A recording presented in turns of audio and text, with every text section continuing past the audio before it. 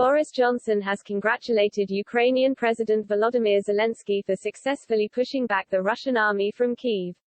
Ukraine says its military has retaken the entire region around the capital, as Russia has withdrawn from key towns. Speaking with Ukraine's president, the UK Prime Minister also acknowledged the immense suffering being inflicted on civilians, Downing Street said.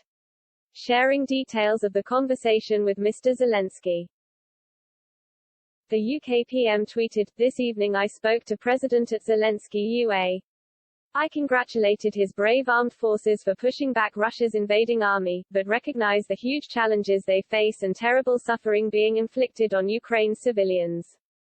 The UK will continue to step up military, economic and diplomatic support, including further ramping up sanctions to increase the economic pressure on Putin's war machine while Russian troops remain on Ukrainian territory."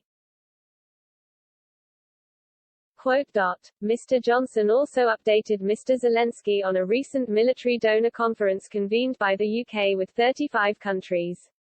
Writing on Twitter, Mr. Zelensky described the UK as a powerful ally, and added, "We look forward to the donors' conference for Ukraine." Among the areas abandoned by Russia around the capital is Hostomel Airport, as well as key battleground towns around the capital of Irpin and Bucha. As Moscow's forces retreat, evidence of civilian killings is mounting. In Bucha, a street has been found with at least 20 dead bodies of men in civilian clothes. Both leaders agreed on the importance of continuing to ratchet up sanctions to increase the economic pressure on Russian President Vladimir Putin, as long as Russian troops remained on Ukrainian territory. Mr. Johnson also updated Mr. Zelensky on the progress made at a military donor conference and committed to continue to step up defensive support, the spokesperson added.